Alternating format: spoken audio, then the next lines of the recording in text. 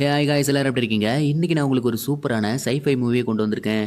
இப்போ ரீசெண்டா 2024ல நெட்ஃபிளிக்ஸ்ல ரிலீஸ் ஆன அட்லஸ்ங்கிற படத்தை பத்தி தான் இன்னைக்கு நம்ம பார்க்க போறோம். இந்த படத்தோட ஒன்லைன் என்னன்னா, மனுஷன மாதிரியே இருக்கக்கூடிய ஹியூமனைட் ரோபோட் ஒன்று உருவாக்குறாங்க. கொஞ்ச நாளைக்கு அப்புறம் அந்த ரோபோட்டுக்கு கொஞ்சம் உணர்ச்சிகள் வர ஆரம்பிக்குது. அந்த மாதிரியான உணர்ச்சிகள் வந்த உடனே அது தன்னிச்சையா செயல்பட ஆரம்பிச்சுட்டு இந்த உலகத்தையே ஆக்கிரமிக்கணும்னு நினைக்குது. இதுல இருந்து வெறும் தனி ஒரு ஆளா ஹீரோயின் எப்படி இந்த உலகத்தை காப்பாத்துறாங்கிறது தாங்க இந்த படத்தோட கதையே. இந்த படத்தோட ஸ்டார்டிங் சீன்லயே அந்த ஹியூமனைட் பாட் ரோபோட்ஸ் எல்லாத்தையுமே எப்படி உருவாக்குனாங்க, அதுங்கெல்லாம் உருவாக்குனதுக்கு அப்புறம் எப்படி இந்த உலகத்தை அழிக்க ஆரம்பிச்சதுன்னு சொல்லி காட்டுறாங்க. மனிதனத்தை மேம்படுத்துறதுக்காக ஹெர்லனுங்கிற ஒரு ரோபோட்டை உருவாக்குறாங்க. இந்த ரோபோட் தனக்கு கீழே இருக்கிற ரோபோட்ஸ் எல்லாத்தையுமே கண்ட்ரோல் பண்ணி இந்த உலகத்தையே ஆளணும்னு நினைக்குது. கிட்டத்தட்ட 30 லட்சம் மனிதர்களை இவன் கொண்டு இருக்கான். இதெல்லாம் எதுக்காக இவன் பண்றான்னு சொல்லிட்டு இது வரைக்கும் யாருக்குமே தெரியல. நம்மளை விடவே ரொம்பவே அட்வான்ஸான ஒருத்தனை உருவாக்கிட்டு அவனை கட்டுப்படுத்த முடியலன்னா எப்படின்னு சொல்லிட்டு ஐசிஎன்னு சொல்லிட்டு ஒரு இன்டர்நேஷனல் ஆர்கனைசேஷனை உருவாக்குறாங்க. இந்த இன்டர்நேஷனல் ஆர்கனைசேஷன் மூலமா ஹெர்லனுங்கிற அந்த ரோபோட்டுக்கு கீழே இருக்கிற மத்த ரோபோட்ஸ் எல்லாத்தையுமே கொஞ்சம் கொஞ்சமா அழிக்க ஆரம்பிக்கிறாங்க. இப்படி கொஞ்சம் கொஞ்சமா ஹெர்னல் ரோபோட்ஸ் எல்லாம் உருவாக்கப்பட்ட மத்த பாட்ஸ் எல்லாத்தையுமே அழிக்க ஆரம்பிக்கிறாங்க. இப்ப நீங்க வெற்றி அடைஞ்சதா வேணா நினைச்சுக்கலாம், ஆனா கண்டிப்பா நான் இந்த உலகத்தை வந்து அழிப்பேன்னு சொல்லிட்டு ஹெர்லனுங்கிற அந்த ரோபோட்டும் தன்னோட மிச்ச பாட்ஸ் ரோபோட்ஸ் எல்லாத்தையுமே கூட்டிக்கிட்டு இங்கிருந்து விண்வெளிக்கு தப்பிச்சு ஓடிடுறான். இதெல்லாம் இப்ப நடந்து முடிஞ்சு கிட்டத்தட்ட 28 வருஷம் கழிச்சு என்ன நடக்குதுன்னு சொல்லி காட்டுறாங்க. இந்த 28 வருஷத்துல இந்த உலகமே இன்னுமே கொஞ்சம் அட்வான்ஸா மாறிடுது. இந்த ஏஐ பாட்ஸ் ரோபோட்ஸ் எல்லாத்தையுமே அழிக்கிறதுக்காக உலக நாடுகள் எல்லாம் ஒன்னா சேர்ந்து ஐசிஎன்னு சொல்லிட்டு ஒரு ஆர்கனைசேஷனை உருவாக்கி இருப்பாங்க. இப்ப இந்த பூமியிலேயே ஒரு இடத்துல அந்த பாட் ரோபோட்ஸோட நடமாட்டம் ஒரு இடத்துல இருக்குதுன்னு சொல்லி தகவல் வருது. உடனே இந்த ஆர்கனைசேஷனை சேர்ந்தவங்களும் அந்த பாட் ரோபோட்ஸை பிடிக்கிறதுக்காக அந்த இடத்துக்கு போறாங்க. மனுஷன மாதிரியே உருவாக்கப்பட்ட இந்த ஹியூமனைட் ரோபோட்ஸ் எல்லாத்தையுமே அவ்வளவு சீக்கிரம் கண்டுபிடிக்க முடியாதுங்கிறதுனால அதுக்குன்னு ஒரு சில எக்யூப்மெண்ட்ஸ் எல்லாம் வச்சிருக்காங்க. அதை வச்சு அந்த ரோபோட்டையும் கண்டுபிடிக்கிறாங்க. கதவை உடைச்சிட்டு அந்த ரோபோட் எப்படியாவது பிடிச்சிடலான்னு பாக்குறாங்க. அது என்னடானா இவங்க எல்லாத்தையுமே அட்டாக் பண்ணிட்டு அங்கிருந்து தப்பிச்சு ஓட பாக்குது. அவங்களும் தாங்கிட்டு இருக்க வெப்பன்ஸ் எல்லாத்தையுமே வச்சு அந்த ரோபோட்டை சரமாரியா சுட ஆரம்பிக்கிறாங்க. ஆனா அந்த ரோபோட்டுக்கு ஒண்ணுமே ஆகல. அந்த ரோபோட் என்னடானா கண்ணுல படுற எல்லாத்தையுமே அசால்ட்டா கொண்டுகிட்டே போயிட்டு இருக்குது. மேல இருக்க எல்லாரையுமே கொண்டுட்டு கீழே குதிச்சு தப்பிச்சு போலான்னு பாக்குது. இப்ப அந்த இடத்துலயே ஒரு பவர்ஃபுல்லான வெப்பனை வச்சிருக்காங்க. அது மூலமா அந்த ரோபோட்டை ஈஸியா பிடிச்சிடுறாங்க. இப்ப கட் பண்ணா மிடில் ஏஜ்ல இருக்கிற மாதிரி ஒரு பொண்ணை காட்டுறாங்க. இவங்க தான் நம்ம படத்தோட ஹீரோயின் அட்லஸ். இப்ப பிரேக்கிங் நியூஸ்ல ஹெர்லனுங்கிற அந்த ரோபோட்டுக்கு கீழே வேலை செஞ்ச ஒரு முக்கியமான ரோபோட்டை நாங்க பிடிச்சிருக்கேன்னு சொல்லிட்டு ஒரு நியூஸ் ரொம்பவே வைரலா போயிட்டு இருக்குது. இதை நியூஸ்ல பார்த்த உடனே ஹீரோயின் இங்க இருந்து அவசர அவசரமா கிளம்ப ஆரம்பிக்கிறாங்க. எங்கன்னு பார்த்தா அந்த ஐசிஎன்ங்கிற ஆர்கனைசேஷனுக்கு தான். ஏன்னா ஹீரோயினும் அந்த ஐசிஎன்ங்கிற ஆர்கனைசேஷன்ல ஒரு முக்கியமான ஸ்பையா வேலை பாக்குறாங்க. இந்த பக்கம் கமாண்டரும் கேனலும் பேசிட்டு இருக்காங்க. கேனலுக்கு ஹீரோயின் மேல என்ன கோவம்னு தெரியல, அவங்கள ஒரு மாதிரி டவுன் பண்ற மாதிரியே பேசிக்கிட்டு இருக்காரு. இங்க பாருங்க கேனல், நீங்க என்னதான் சொன்னாலுமே அவர் ரொம்பவே திறமசாலி. 8 வயசு இருக்கும் போதே அவ ஹெர்லின் கூட இருந்திருக்கிறா. நம்மளோடவே ஹெர்லின் பத்தி அட்லஸுக்கு தான் ரொம்பவே நல்லா தெரியும். அதனால அவளை வச்சுதான் ஹெர்லினை பிடிக்க முடியும்னு சொல்லிட்டு கமாண்டர் சொல்றாரு. கொஞ்ச நேரத்துக்கு அப்புறம் ஹீரோயினும் வந்துடுறாங்க. இப்ப கமாண்டரும் ஹீரோயினும் பேசிட்டு போயிட்டு இருக்காங்க. அவனுக்கு கீழே வேலை செய்யற ஒரு முக்கியமான ஆள் இங்க அனுப்பியிருக்கிறான்னா கண்டிப்பா அவன் ஏதோ ஒரு பிளானோட தான் இதெல்லாம் பண்றான்னு சொல்லிட்டு கமாண்டர் சொல்றாரு. அவன் என்ன பிளான் வேணாலும் பண்ணிருக்கட்டும், அது எல்லாத்தையுமே நான் கண்டுபிடிக்கிறேன்னு சொல்லிட்டு ஹீரோயினும் அந்த பாட் ரோபோட் வச்சிருக்க இடத்துக்கு போறாங்க. இப்ப அந்த இடத்துல ஒரு பாக்ஸ் மாதிரி ஒன்னு இருக்குது. அதுல இருந்து ஒரு ஸ்கேனர் வந்து இவங்களோட கண்ணை ஸ்கேன் பண்ணுது. அட்லஸோட கண்ணை ஸ்கேன் பண்ணதுக்கு அப்புறம் தான் அந்த பாக்ஸே ஓபன் ஆகுது. இப்ப அந்த பாக்ஸுக்குள்ளதான் காஸ்காங்கிற அந்த ஏஐ ரோபோட்டோட தலை இருக்குது. ஹீரோயினும் அது தலையில இருந்து ஒரு பாகத்தை கழட்டி வைக்கிறாங்க. இப்ப அந்த ரோபோட் ஆக்டிவேட் ஆகுது. எப்படி இருக்கு அட்லஸ், உன்னை பார்த்தே ரொம்ப நல்லா ஆகுது. இப்ப பாக்குறதுக்கே ஆள் வேற கொஞ்சம் வயசான ஆள் மாதிரி தெரியுறேன்னு சொல்லிட்டு அந்த ரோபோட் சொல்லுது. மனுஷனால எப்பயுமே இளமையா இருக்க முடியாதுன்னு உனக்கு தெரியாதா? சரி அதெல்லாம் இருக்கட்டும், முதல்ல ஹெர்லின் எங்கன்னு என்கிட்ட சொல்லுன்னு சொல்லி ஹீரோயின் கேக்குறாங்க.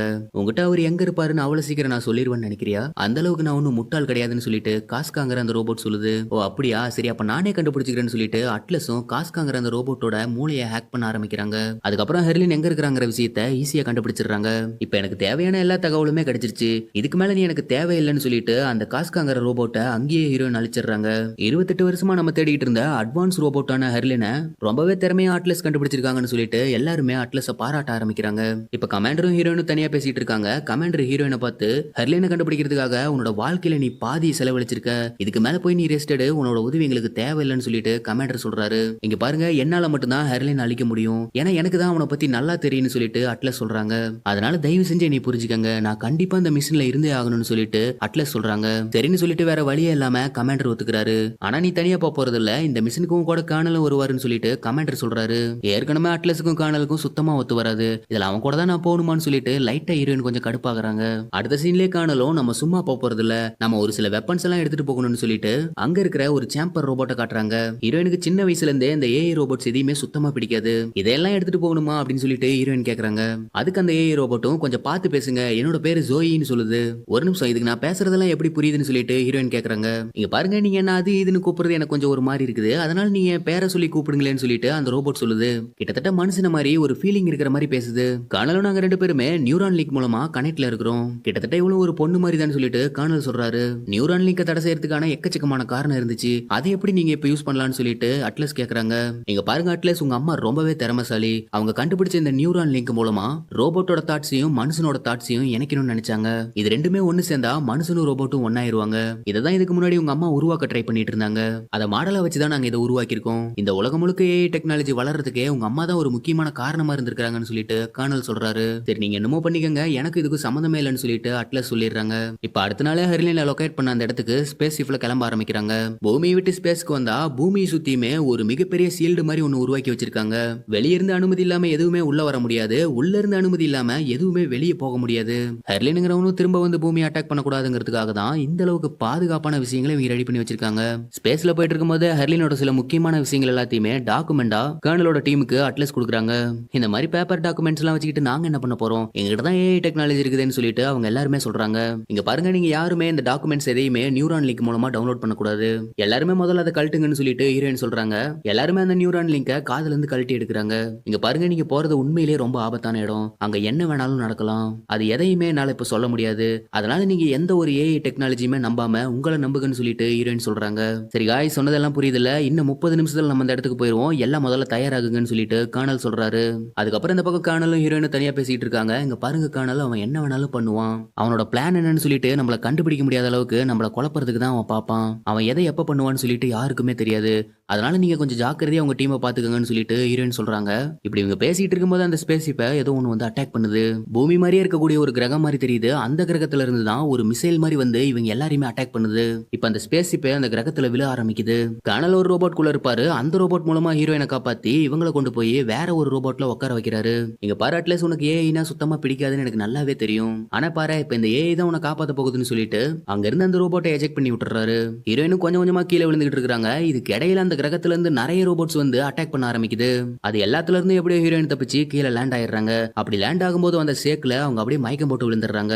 ஹீரோயினும் கொஞ்சம் கொஞ்சமா மயக்கத்துல இருந்து எந்திரிக்கிறாங்க. இப்ப யாராவது உயிரோட இருக்கிறாங்களான்னு சொல்லிட்டு சர்ச் பண்ண ஆரம்பிக்கிறாங்க. ஆனா எந்த ஒரு சிக்னலுமே கிடைக்கல. சரி, நாங்க கிரகத்துல தரையிறங்கிட்டேன்னு சொல்லிட்டு இங்க இருந்து ஹீரோயின் பூமிக்கு தகவல் அனுப்புறாங்க. அதுவும் பாதி தான் போகுது. அவங்க பேசிட்டு இருக்கும்போது சிக்னல் இல்லாம கட் ஆயிருது. இப்ப என்ன பண்றதுன்னு தெரியாம ஹீரோயின் அழ ஆரம்பிக்கிறாங்க. இந்த ஏஐ ரோபோட் மேல ஹீரோயினுக்கு சுத்தமா நம்பிக்கை இல்ல. அது மட்டும் இல்லாம இந்த நியூரான் லிங்கையும் ஹீரோயின் யூஸ் பண்ணதே கிடையாது. அதனால ஹீரோயினுக்கு இந்த ரோபோட் எப்படி கண்ட்ரோல் பண்றதுன்னு சொல்லிட்டு சுத்தமா தெரியல. இப்ப டக்குன்னு ஜெர்வஸ் மாதிரியான ஒரு ரோபோட் ஆன் ஆகுது. நான் உங்களுக்கு ஏதாவது உதவி பண்ணுமான்னு சொல்லிட்டு கேக்குது. அப்படின்னா அந்த கிராஸ்ல யாராவது உயிரோட இருந்தாங்கன்னா அவங்களோட லொகேஷன் எனக்கு காட்டுன்னு சொல்லிட்டு ஹீரோயின் கேக்குறாங்க. அதுக்கு நீங்க நியூரான் லிங்க் பண்ணா மட்டும் தான் என்னால சொல்ல முடியும்னு சொல்லிட்டு அந்த ரோபோட் சொல்லுது. ஹீரோயின் திரும்ப திரும்ப கேக்குறாங்க. நீங்க நியூரான் லிங்கை கனெக்ட் பண்ணா மட்டும் தான் என்னால சொல்ல முடியும்னு சொல்லிட்டு அந்த ரோபோட்டும் சொல்லுது. இங்க பாரு, நீ என்னை ரொம்பவே கடுப்பேத்துற. மரியாதையா இப்ப ரெஸ்கியூ பாடாது எங்க இருக்குதுன்னு சொல்லிட்டு ஹீரோயின் கேக்குறாங்க. ரெஸ்கியூ பாட் இருக்கிற இடம் லொகேட் பண்ணப்பட்டுருச்சு. அப்படின்னா அந்த இடத்துக்கு நம்ம உடனடியா போலான்னு சொல்லிட்டு அட்லஸ் சொல்றாங்க. இப்போ உடனடியா அந்த ரோபோட்டும் பறக்க ஆரம்பிக்குது. இங்க பாரு, முதல்ல நிறுத்து. இந்த மாதிரி நம்ம பறந்து போனோமா மத்த ரோபோட் கிட்ட ஈஸியா மாட்டிப்போம். அதனால நம்ம நடந்து தான் போகணும்னு சொல்லிட்டு அட்லஸ் சொல்றாங்க. நீங்க தானே சொன்னீங்க வேகமா போகணும்னு, இந்த மாதிரி போனாதான் வேகமா போக முடியும். இங்க பாரு, நான் சொல்றதான் நீ கேட்கணும். நம்ம நடந்தே போலான்னு சொல்லிட்டு அட்லஸ் சொல்றாங்க. பேட்டரி ரொம்பவே டேமேஜ் ஆயிருக்கிறதுனால உங்களுக்கு தேவையான ஆக்சிஜன் அளவு 24 மணி நேரத்துக்கு மட்டும் தான் இருக்கும். ஓ அப்படியா? அப்படின்னா நம்ம முடிஞ்ச அளவுக்கு வேகமா போலான்னு சொல்லிட்டு ஹீரோயின் சொல்றாங்க. இப்ப அப்படியே அட்லஸும் கொஞ்சம் கொஞ்சமா அந்த ரோபோட் மூலமா வேகமா நடக்க ஆரம்பிக்கிறாங்க. நீங்க சொன்னது எல்லாத்தையுமே நான் அனலைஸ் பண்ணி பார்த்தேன். நீங்க சொன்ன மாதிரி நம்ம பறந்து போயிருந்தா ஹெர்லின் ரோபோட்ஸ் நம்மள அட்டாக் பண்றதுக்கான வாய்ப்பு 80% இருக்குது.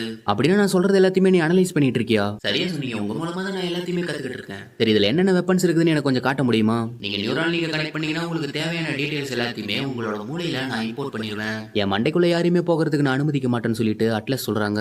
தாக்குதல் சூழல் ஏற்படும் போது அது உங்களுக்கு ரொம்பவே உதவியா இருக்கும். நீ எனக்கு மேனுவல்ஸ் மட்டும் காட்டினா போதும், மத்ததெல்லாம் நானே பாத்துக்கிறேன்னு சொல்லிட்டு அட்லஸ் சொல்றாங்க. அப்படின்னா நான் அதையே காட்டுறேன். Shoulder cannon, rifles, missiles, thermal mines, energy shield, அப்புறம் பிளாஸ்மா பிளேட். இதை தவிர ரொம்பவே கடுமையான டைம்ல யூஸ் பண்றதுக்காக ஒரு அயான் பாம் இருக்கு. சரி, அப்பன்னா ஓகே. இதுக்கு மேல உங்களுக்கு ஏதாவது உதவி தேவைப்பட்டா என்னோட பேரை சொல்லி நீங்க தாராளமா கூப்பிடலாம். என்னோட பேர் ஸ்மித். இதெல்லாம் ரொம்ப முக்கியமா? பெயர் என்பது மனிதனுக்கு ஒரு உணர்வு பூர்வமான சொல். அதனால நீங்க என்ன பேர் சொல்லியே கூப்பிடலாம். இங்க பாரு நீ வெறும் கம்ப்யூட்டர் தான், அதை முதல்ல மனசுல வச்சுக்க. அந்த மாதிரிலாம் கிடையாது அட்லஸ். இங்க பாரு நான் ஆல்ரெடி உங்ககிட்ட என் பிரெயின்குள்ள போக வேணாம்னு சொல்லியிருந்தேன். உனக்கு என்னோட பேர் தெரியணும்னா என்கிட்ட கேட்டு தெரிஞ்சுக்கன்னு சொல்லிட்டு அட்லஸ் சொல்றாங்க. நான் உங்களோட பிரெயின்குள்ள ஒன்றும் போகலையே, நான் உங்களோட பேட்சை பார்த்து தான் தெரிஞ்சுக்கிட்டேன். இந்த மாதிரி இந்த ரோபோட் ஒரு உயிருள்ள மனுஷன் மாதிரியே அட்லஸ் கிட்ட பேசிக்கிட்டே வந்துட்டு இருக்கு. இப்போ அப்படியே அவங்க போயிட்டு இருக்கும்போது அங்க ஒரு இடத்துல அந்த ஸ்பேஸ் ஷிப்ல இருந்து வந்த எல்லாருமே இறந்து போயிருக்கிறத பாக்குறாங்க. இதுல யாராவது உயிரோடு இருக்கிறாங்களான்னு சொல்லி ஸ்கேன் பண்ண முடியுமான்னு சொல்லி அட்லஸ் கேக்குறாங்க. அந்த ரோபோட்டும் ஸ்கேன் பண்ண ஆரம்பிக்குது. முழுசா ஸ்கேன் பண்ணிட்டேன், இந்த இடத்துல யாருமே உயிரோட இல்ல. இதை கேட்டோன்னே அட்லஸ் ரொம்பவே வருத்தப்படுறாங்க. நான் முதல்ல உங்க எல்லாருக்கிட்டையுமே சொன்னேன், நான் சொல்றதை நீங்க எல்லாரும் கேட்டிருந்தீங்கன்னா இந்த மாதிரி நடந்திருக்காதுன்னு சொல்லிட்டு அட்லஸ் ரொம்பவே வருத்தப்படுறாங்க.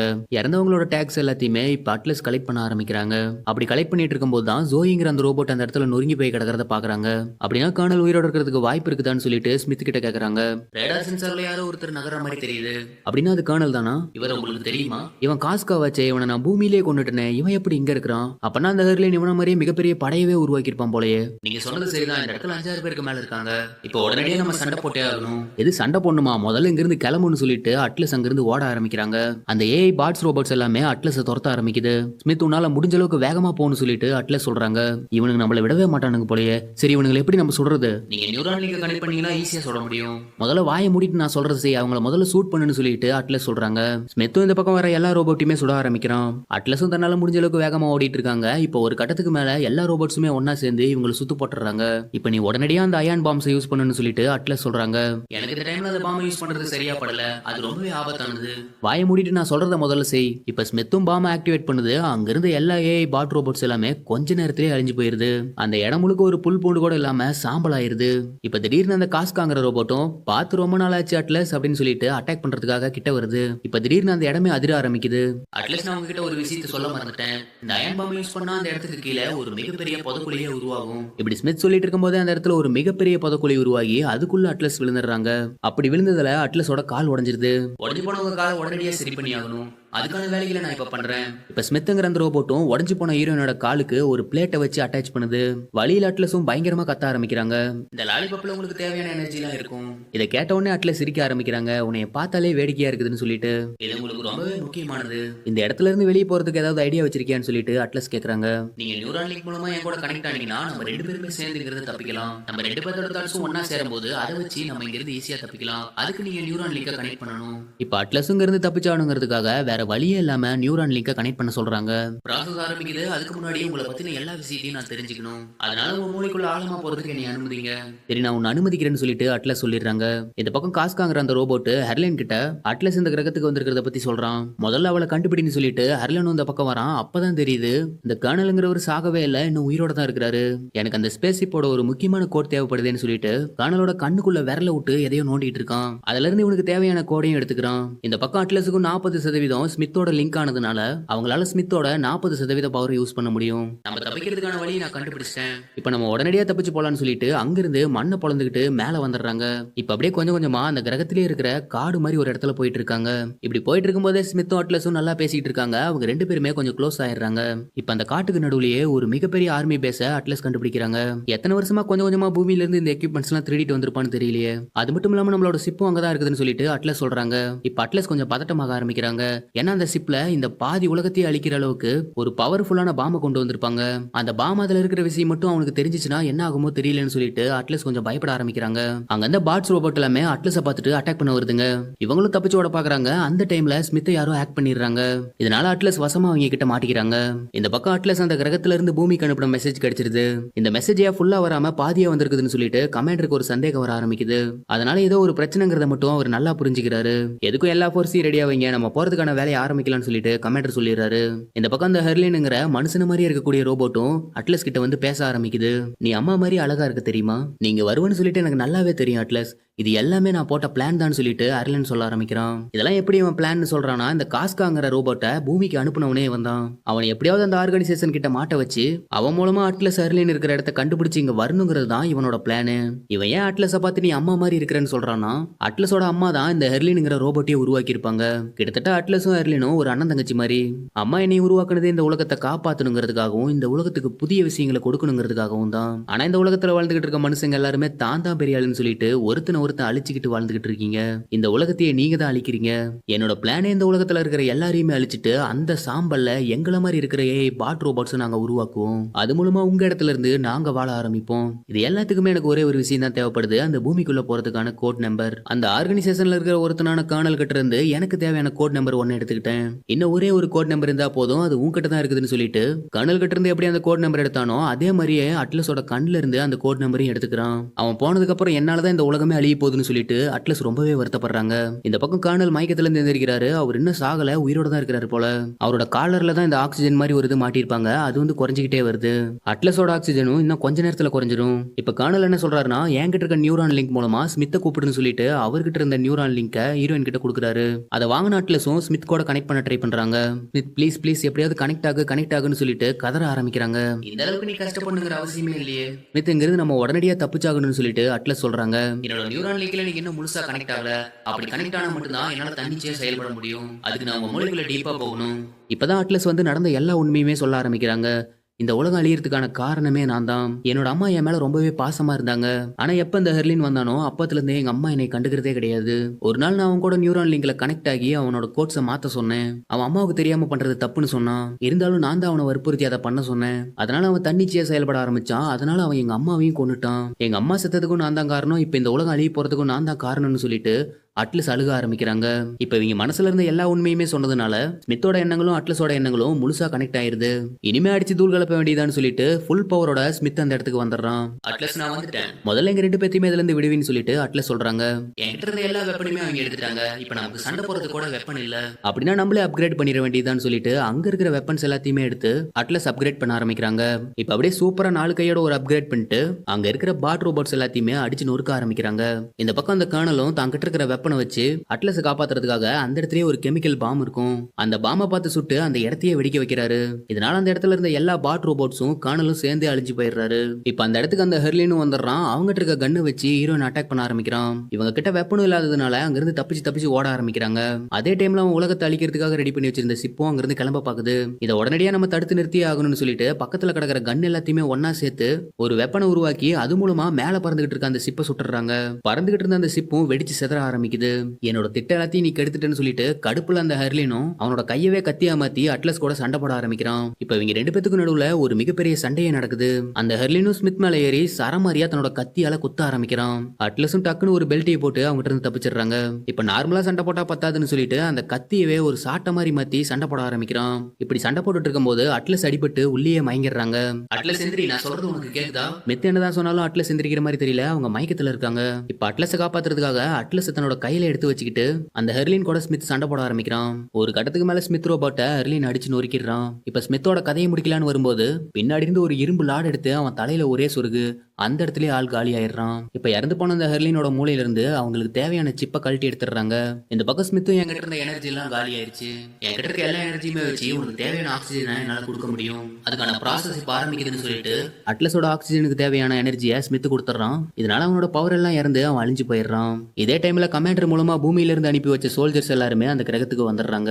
அப்படியே ஒரு வழியா எல்லா பிரச்சனையும் முடிஞ்சு அந்த கிரகத்துல இருந்து ஹீரோயினையும் காப்பாத்திடுறாங்க. இப்படியே அந்த படமும் முடியுது. என்னை பொறுத்த வரைக்கும் இந்த படத்துக்கு 10க்கு ஒரு 6 ரேட்டிங் கொடுக்கலாம். இந்த படத்துல கதை ஓரளவுக்கு சுமாரா இருந்தாலும் இந்த படத்துல வர கிராபிக்ஸ் எல்லாமே கொஞ்சம் நல்லாவே பண்ணிருப்பாங்க. கண்டிப்பா எல்லாருமே ஒரு தடவை பார்க்க வேண்டிய படம் தான். மறுபடியும் ஒரு நல்ல கதையோட நான் உங்களை வந்து பாக்குறேன். நான் உங்க ரீ. Tata bye bye, see you.